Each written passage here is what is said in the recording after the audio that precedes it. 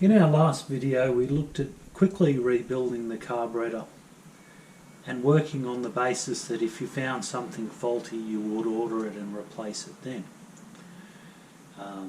Using gaskets as an example, if you found that the gasket was no longer serviceable, then you would simply order that and wait for it to arrive and then install it. Now this video is going to go in a different direction, where it assumes you've got one of these, and there's quite a few out on the market. It's basically a service kit, but it has a lot of filler, if you don't mind me saying. There's a lot of things in here, well, a few things in here that you may not necessarily ever use or need, but there's some good stuff in there as well. That's probably the gasket that goes behind the choke. That's your float bowl gasket, a very important gasket. That's the idle screw for adjusting your idle speed. That's the spring that goes behind the mixture screw, which is also included, so a nice new mixture screw. There's a new needle, because we have a vacuum variable carburetor, so it basically changes its venturi size dependent upon how much vacuum there is through the engine. The idea is that the smaller orifice at lower speeds will have higher velocity and the carburetor will work better. Okay, so I'm going to bust open this kit and see exactly what we've got. I recognise most of this stuff. Some of it very crucial, like the new needle, new float needle. The idle screw, well, really I don't see one of these guys really wearing out to the point where it's not serviceable.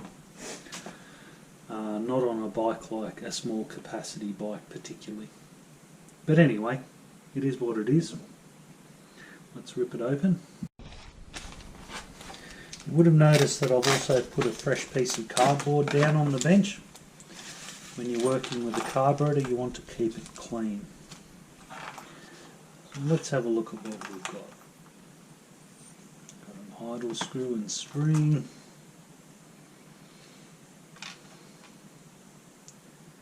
I don't know if I want to mess with him. That would be our mixture screw. There. He goes with him. That's your main jet, or the new main jet, and the tube that it goes in.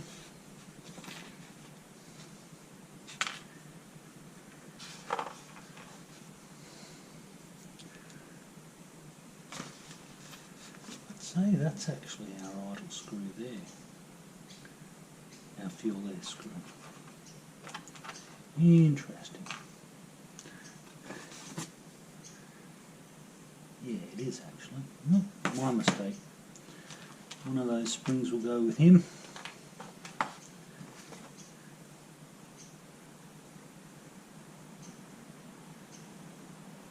A 38 intermediate jet.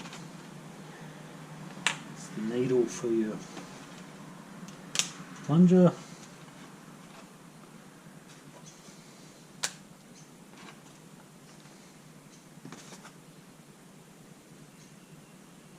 I'm not sure where he goes.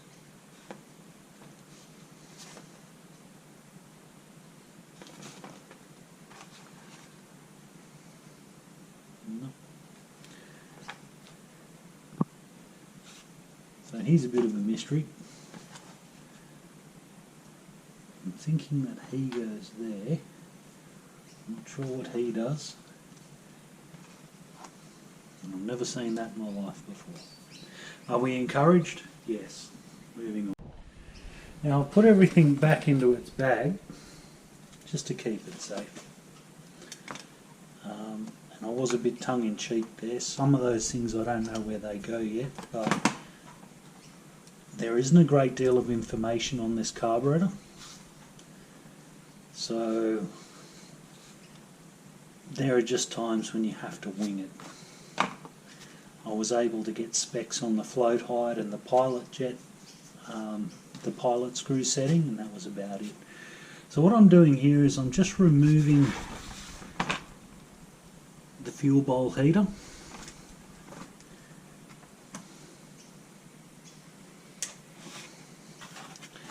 And I'm going to get rid of this breather too, because that just gives us something that's a little bit better to work with. And then what we'll do is remove the bolt.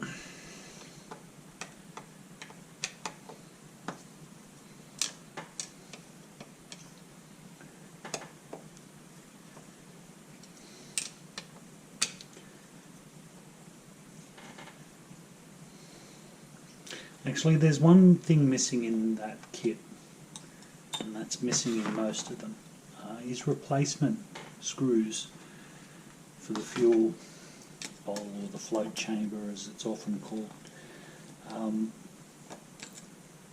Just a hint to manufacturers, sometimes on older machines they're hard to remove, they don't survive removal, and they need to be replaced. So they're actually a really handy thing to throw in there. Okay. Now, when you pull something apart, before you get too in depth with it, it never hurts to make sure that your replacement is actually suitable. So one thing I've noticed off the mark is that that is thinner than the original. So that's interesting. So we're going to try and remove this O-ring without hurting it.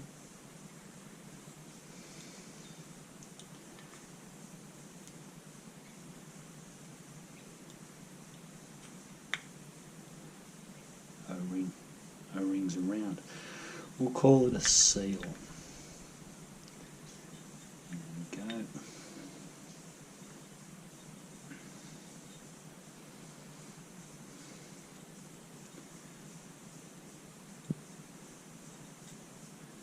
Nice. Now, yeah, he's been flattened. That would just be years of being squashed. Has flattened him out, so that's not a tragedy. Now, I like to use a paper clip for this job. Well, there is a little steel pin that provides a pivot point for your float mechanism. Now, if you're not familiar with this, have a look in your toilet system, because it's remarkably similar. When the fuel level is low, so you've got to remember your carburetor sits like this, the fuel level is low, the float drops, and it allows fuel to go through into the float chamber until it fills back up again, and at which point it closes.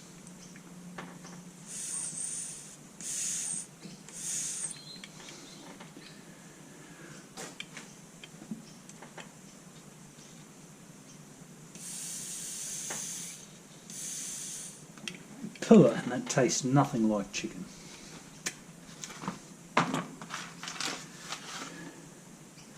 So we just need to push that pin out.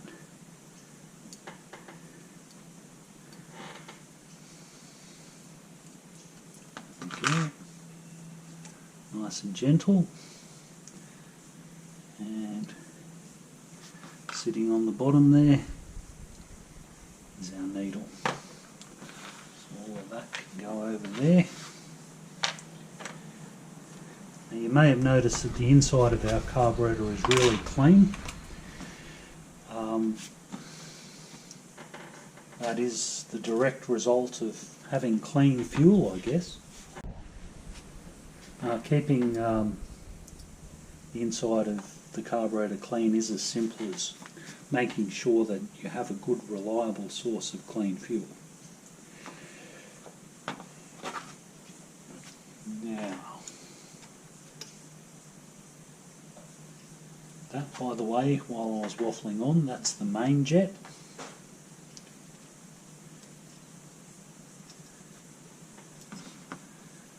That is your intermediate jet, or your slow speed jet.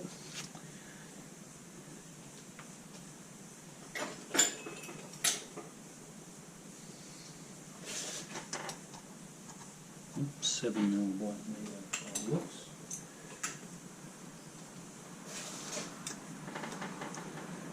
If this thing doesn't come, by the way, don't force it.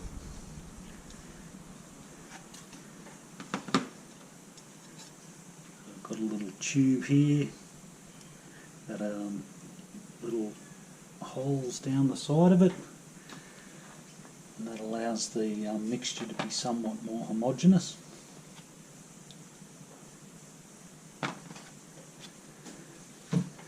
Now we have an idle screw, for reasons unknown. Well, I'd hate to use the phrase filler, but really, look at what the idle screw does. You know, all it does is provide a stop for the throttle at the appropriate idling speed. With 50,000 kilometres on it, you can see that that is still quite serviceable. If it's rounded off there, if it had become angular or anything like that, that would prevent the idle from being a consistent speed, then it would be a cause for concern. So right now we're running out of things to remove.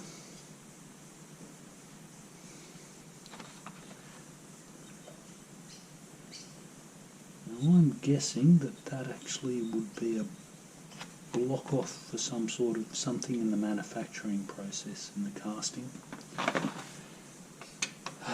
We'll remove this bracket because we can.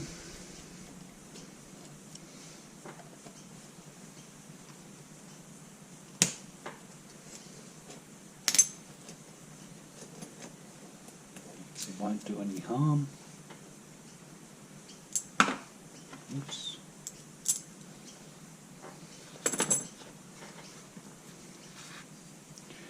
Now if you want to remove your throttle, there's two screws in there that hold the butterfly.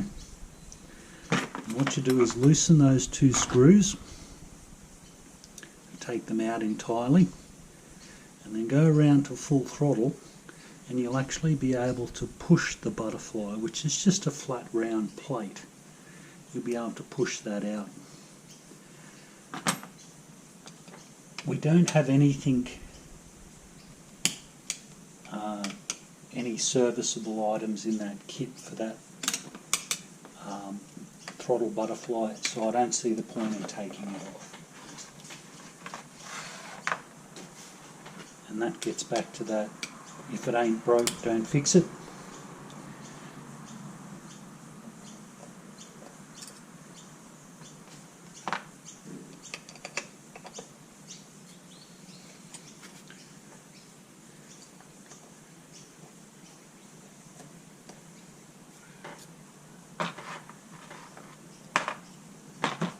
Now, out she comes. Now if you perforate this, your carburetor will not work properly.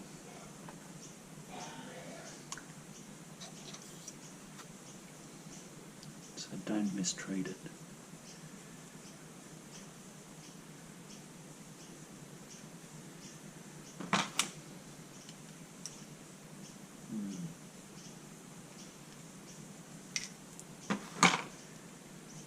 Was just a half turn, sits into a locking mechanism.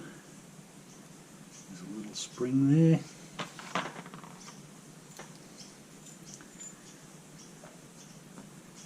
And that's your needle.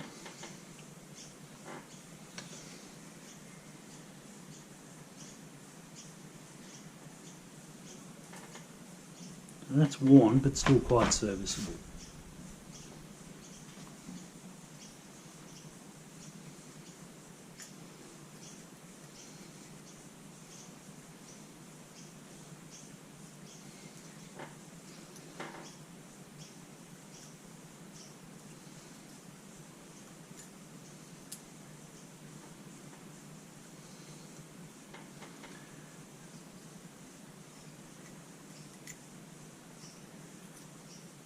bit of a juggling act to get back where he came from.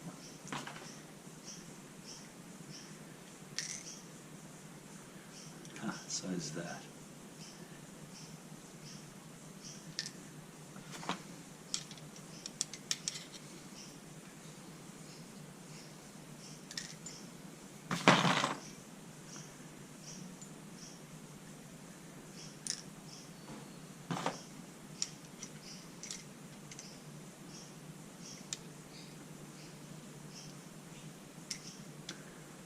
Just putting him back together roughly for the moment. I don't want to clean him. He's not dirty. Here's the thing, if he was caked with crud, I would probably clean him, but what you can see there is ordinary wear marks. And he's clean. So he's going to work just fine. And we've got to remember this is a carburetor that was working just fine. So I don't want to interfere with him because he doesn't need interfering with. That rubber there is very delicate and we don't want to interfere with that. We'll put that over. You can go there. Very easy to tear that rubber diaphragm with your fingers.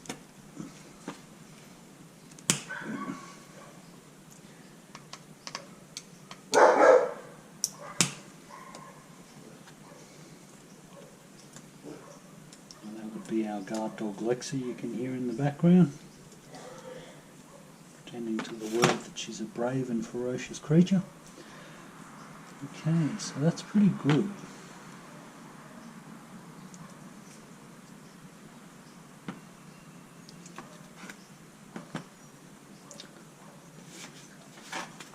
Now I don't have a gasket for that, I don't think. Let's have a look. There were a couple of little O-rings in there you might remember.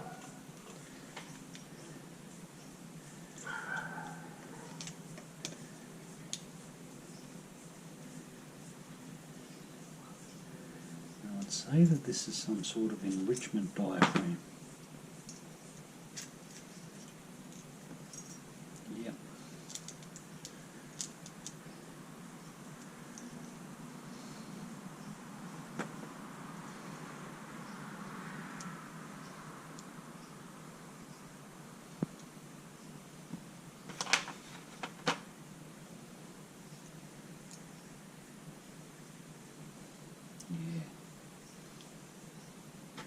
Often referred to as an economy diaphragm.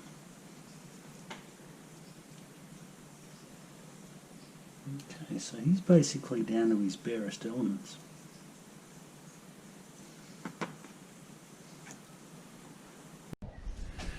Now, my detergent of choice for today is petrol. This is actually 91 octane that I've snaffled out of a tin we use for the lawnmower, but it doesn't matter what its octane rating is, it's all the same.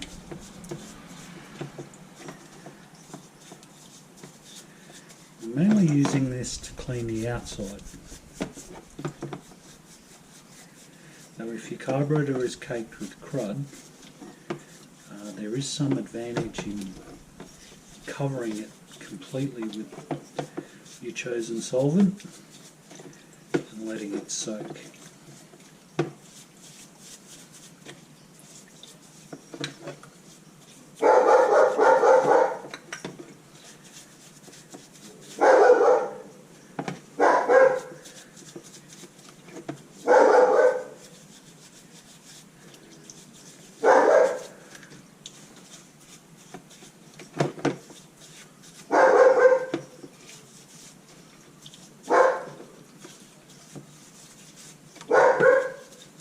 The main purpose of our guard dog, which you can probably hear in the background, is just to let us know when people are around. That's her job, and she takes it quite seriously.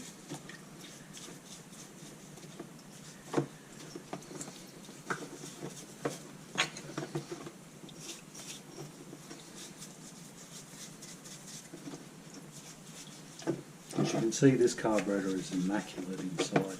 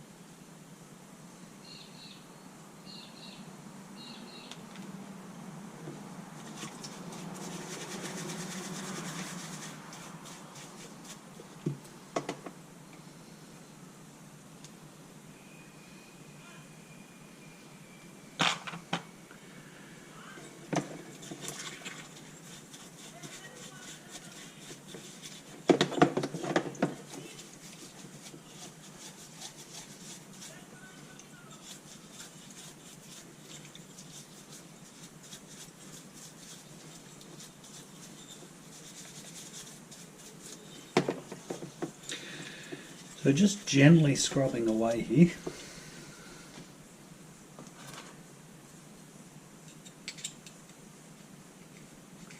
Just removing any bits of junk or stuck on gaskets that I might encounter.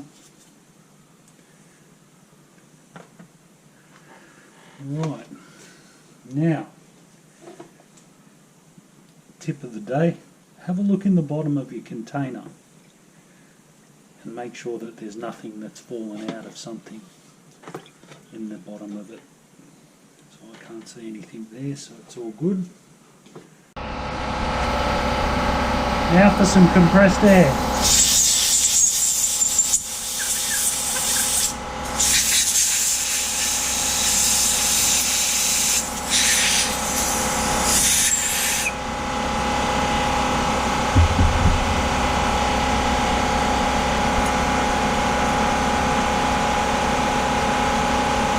Okay, so we were looking at this little gem before. Now we know where he belongs.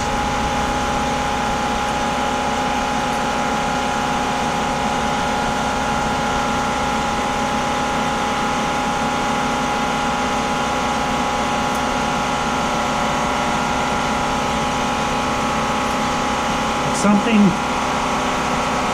something you need to be careful of when you're blowing out a carburetor. I have an exploded diagram of this on a parts chart, and that's basically it. There's no manual I can find on it. So you can imagine when you're blowing out things, like I was blowing down that orifice there, which attaches to your jet, and I felt that loosen up, and the compressor will stop in a minute. So if you put him in that way, he pokes out like he originally did.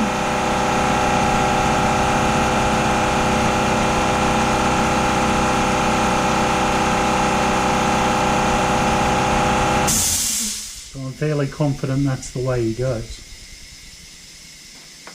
But we'll double check that.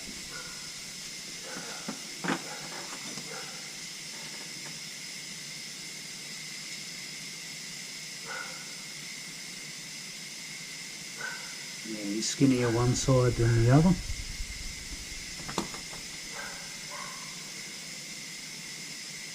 So I'm guessing he sits that way up. Now, where were we?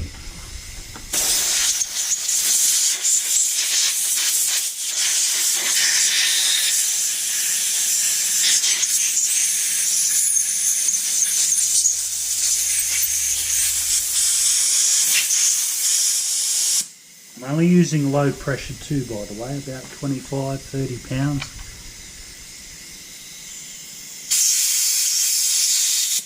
And you can see I'm actually blocking holes off with my fingers in case any surprises come out, so I can catch it.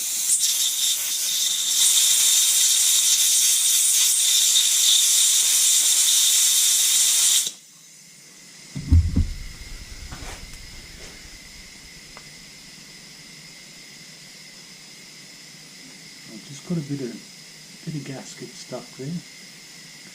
Now I'm not scratching, I'm just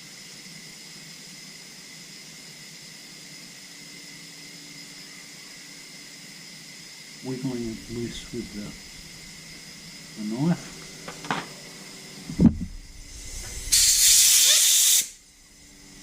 Also, if you shoot your compressed air directly at your components, you'll be refining them for a week. So just bear that in mind.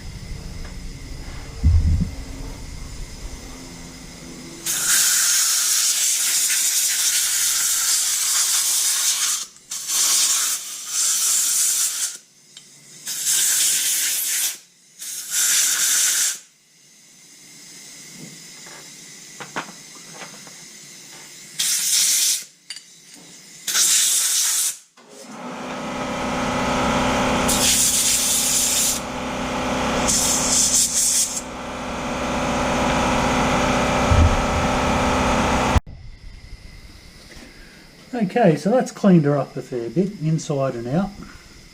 The compressed air will do more for cleaning the insides than anything else, of course. So we're actually kind of at a point where we need to start popping it back together.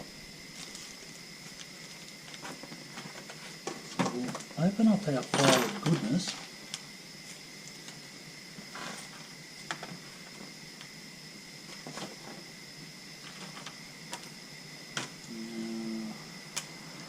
Yeah, let's start with the choke.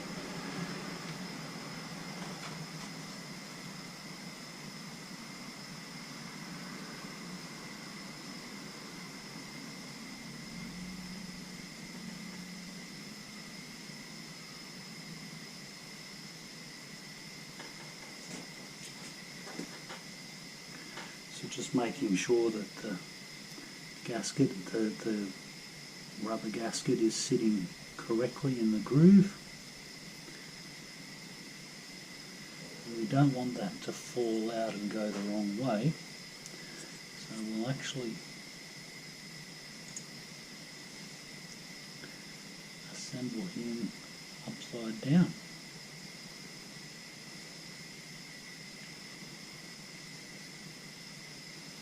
If you've got any doubt as to whether or not things have moved around, your best bet is to just back off, start again, like I just did.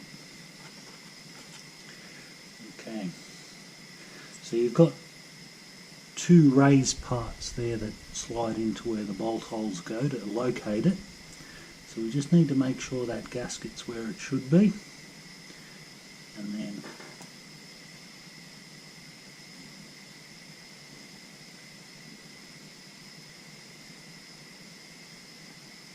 drop that in on top.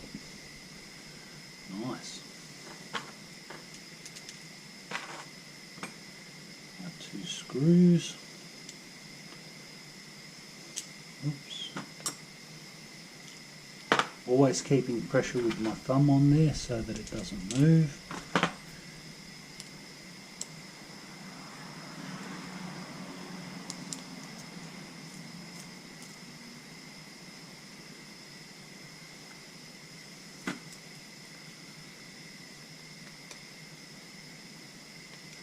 And I want to draw this up evenly. Doesn't have to be incredibly tight.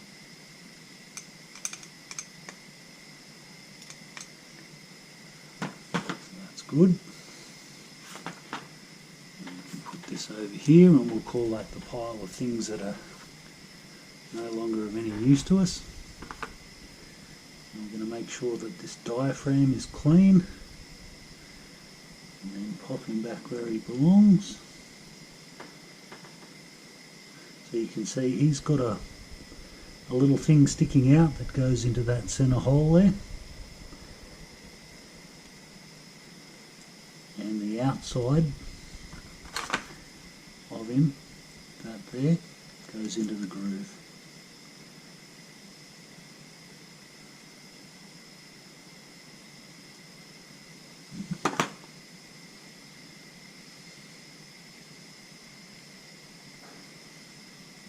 Nice.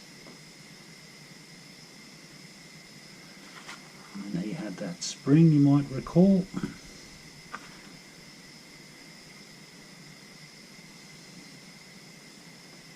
And that's one of our little O-rings there, isn't it?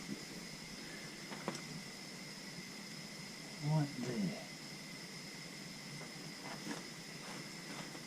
So we're looking at that O-ring there.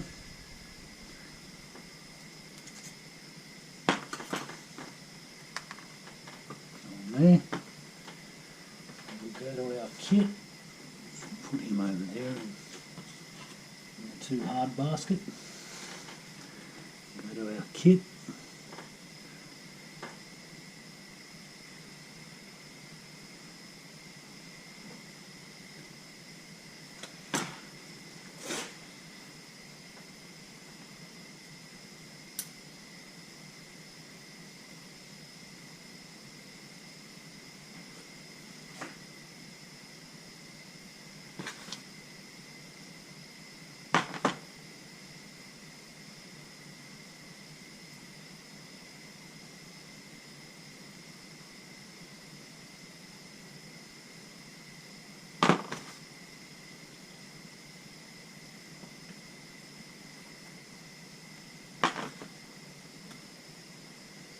Very neat fit, that one.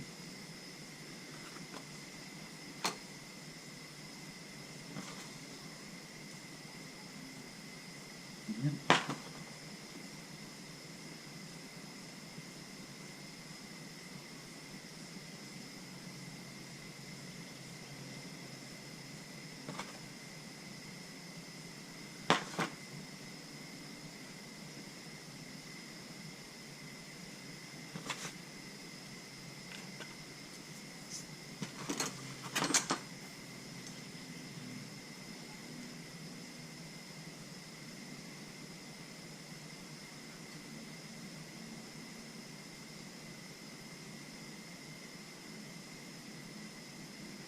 I'm not a fan of the sizing of this O-ring.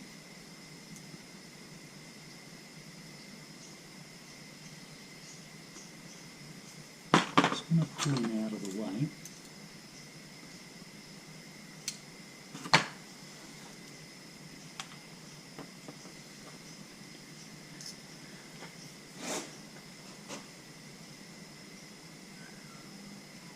Yeah, it's like it's a fraction too big.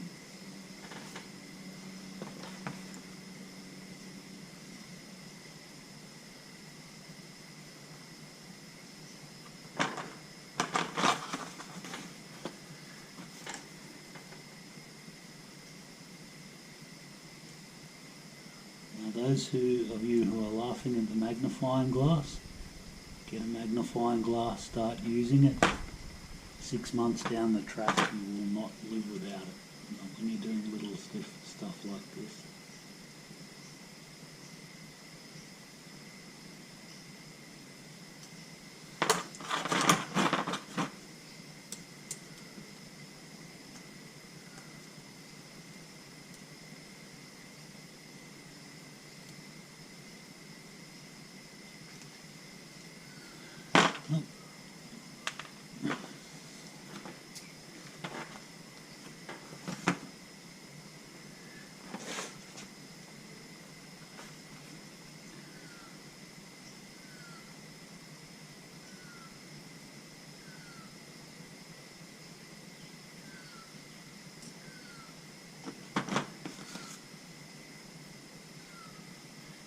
Very neat fit.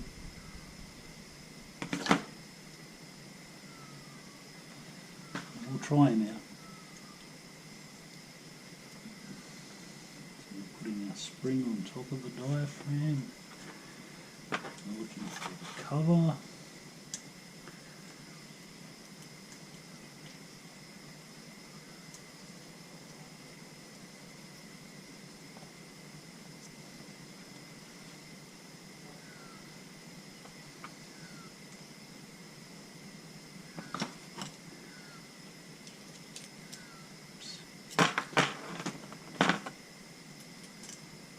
Big fan of magnetic screwdrivers, but sometimes they don't work in your favour.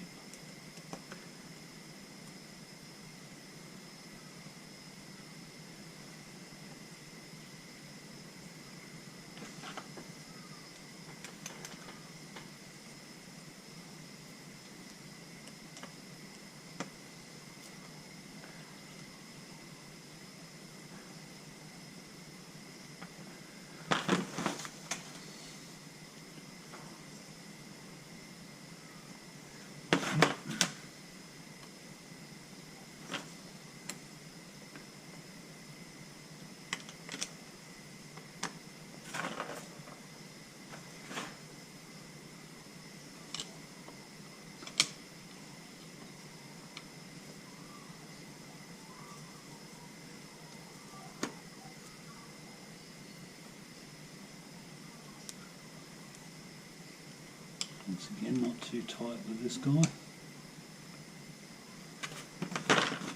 And what I'm checking now is to make sure that I can't see any bits of one of those rubber gaskets sticking out.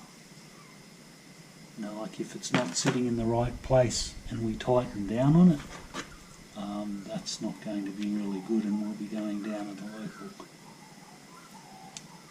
parts store to locate one of these things.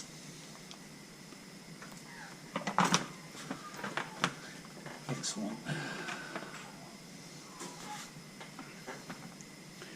Now, he comes.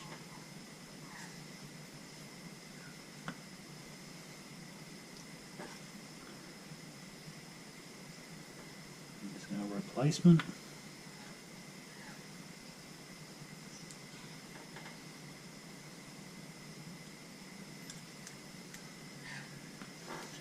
Now, with this little gem,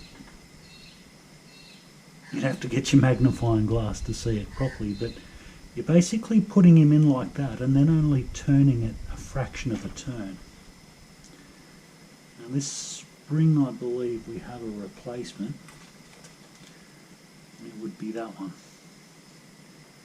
But I'm going to go with the one that's in there. It would just be a case of pulling that out. It's on a, through the middle of the spring you can see that there's like a plastic, part of the plastic's like a stud for it. I'm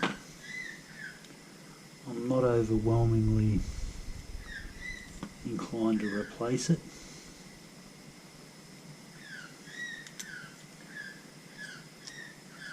And then he just needs to be turned a fraction of a turn. See that?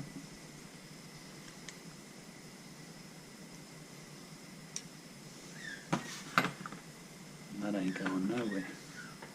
That's the original needle. It's our brand new one.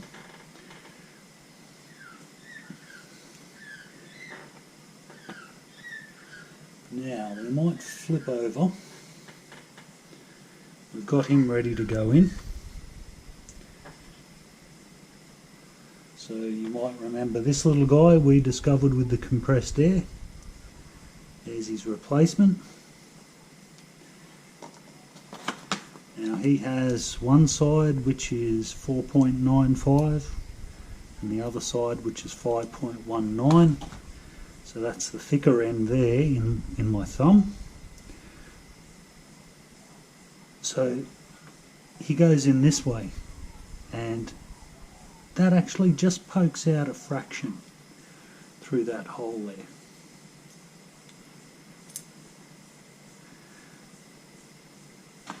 And then we just want to keep him pushed up to make sure that he's gone through, and he hasn't.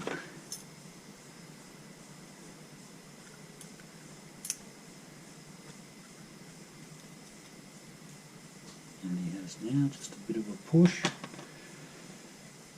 And then we get this guy and put him on top.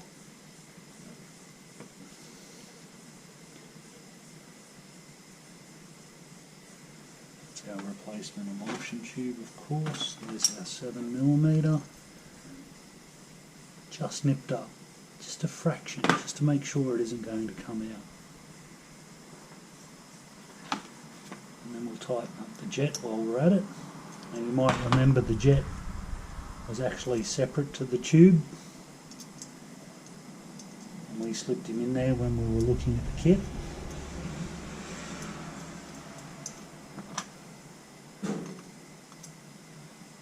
Once again, just tight enough not to fall out. There's no load on that. While we're here, we may as well put the slow jet in as well. That's that one there. So the slow jet, main jet, all goes on the pile.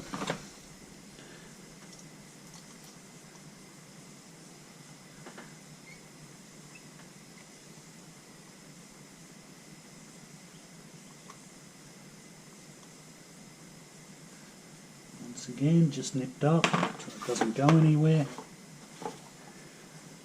Now,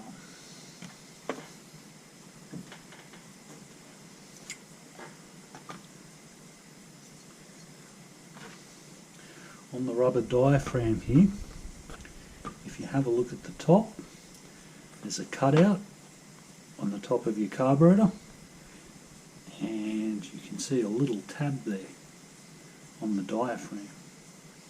So we need to put the needle into that orifice there, and it should be pretty much self-aligning, and it is. And then we rotate that around so that it lines up there, and we have a great big spring.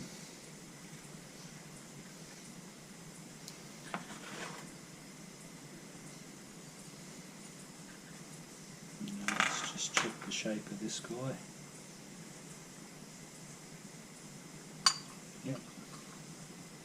So you can see that that's not quite round on that side.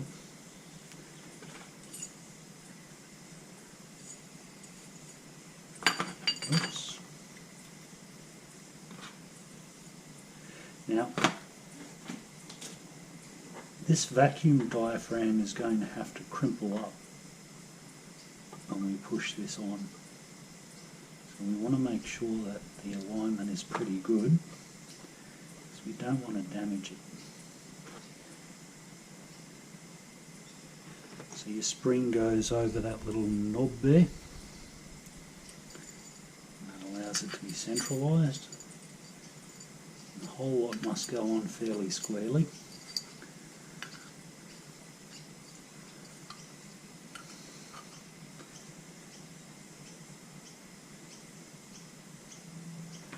And what we're going to do is we're going to put these two screws in there. It's going to get a rough alignment.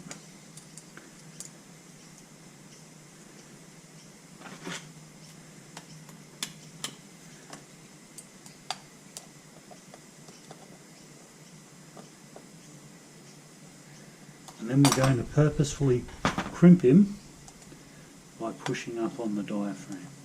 So we've introduced that crimp ourselves. And if you have a look there, we can see that it's lining up, that tab. So we hold it down.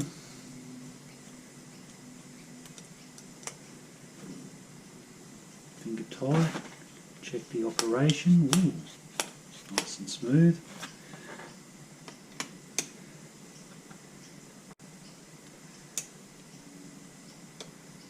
Tighten them up until they become just hard, and then a fraction more. And there we go. Oh. Right, so what have we got left? We've got an air screw. We'll go next.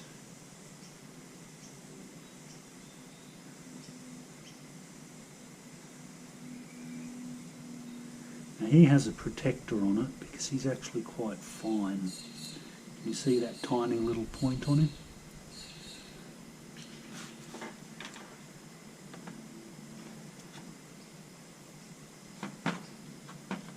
Now after all of that, we didn't do the air screw. That's not good for our video.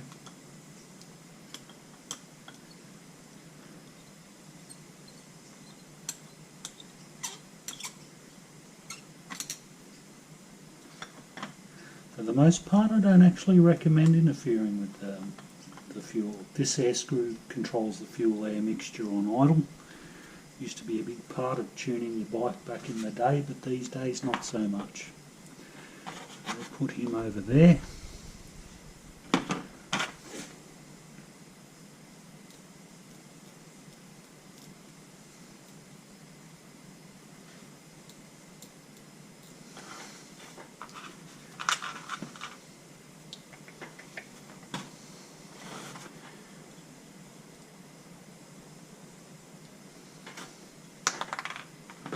Okay, and the one we want is the little one.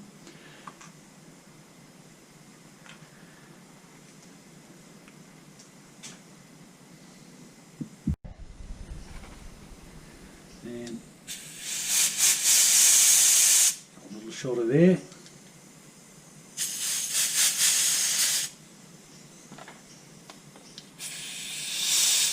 Just clean it out. And we get our replacement. And our replacement spring. We can find our replacement spring. There it is, hidden down there. So that sits like that. Now, very gently with this guy. What we need to do is screw it in until it stops. Now you will feel it become slightly hard when it takes up the spring. Okay, that's full stop. And then we go half, one. And that's basically back to the factory settings, one turn. Now, get our replacement needle over here.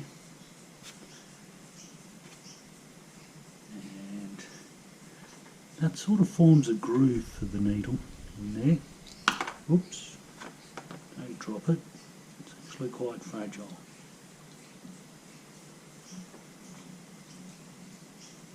There we go. Put our pin back in the float. Now the float height should be 12.5 millimeters. Now because the float is made out of plastic, it's not actually adjustable anyway, but that gives us a bit of a guide as to if everything is where it should be. So that's set at 12.5, and from the gasket to the top of the float, the gasket face there is that 12.5. So that's pretty good. It tells us we don't need to throw anything out.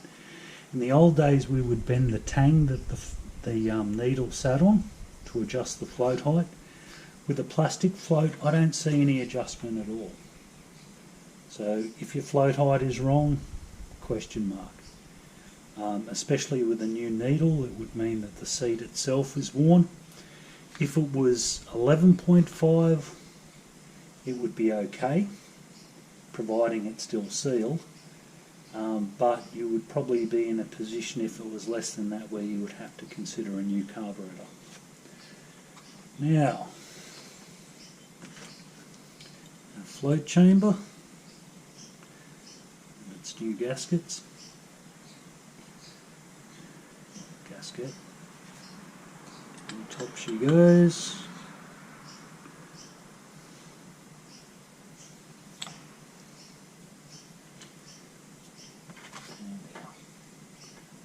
Three screws.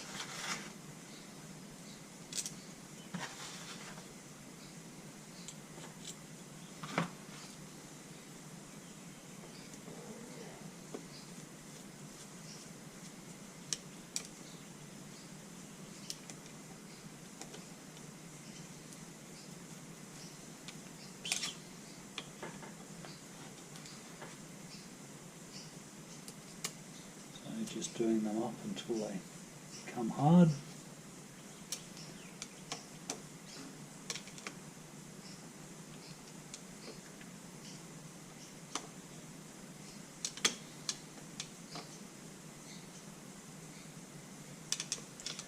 Just nipping them up a little further.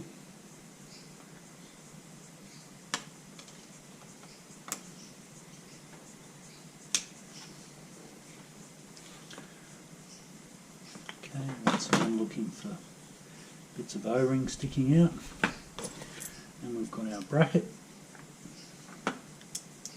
which is for the throttle cable, of course. Two screws once again. Now if you think I'm going too quick, don't forget you're watching a video. You can pause, you can rewind. But this is all pretty straightforward stuff. This bracket shouldn't challenge anybody.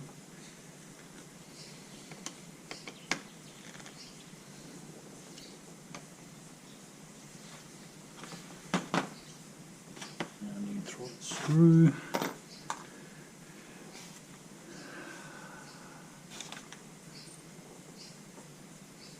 And that does have a washer on it. And we just happen to have a washer left over. How convenient is that?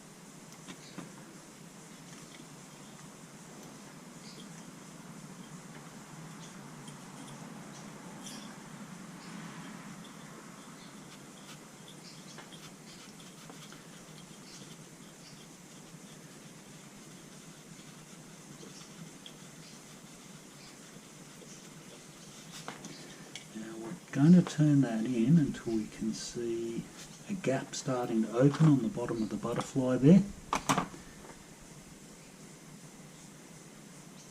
we'll go to about there, and that's just maybe 1/1000th of an inch or 2/1000ths of an inch that it's opened, and that actually will probably give us quite a fast idle. Now, a heater bowl goes back on, a bowl heater, sorry. Same way it came off.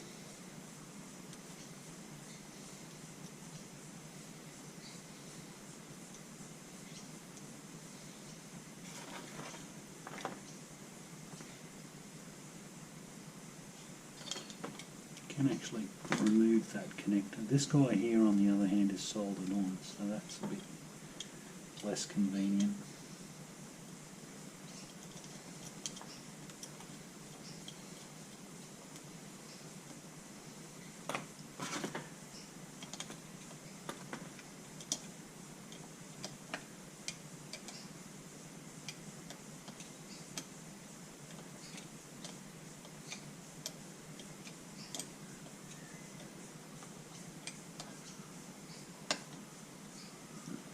This guy here does not have to be hard. Once again, just nipped up, connect it back up. Now, breather goes back on there.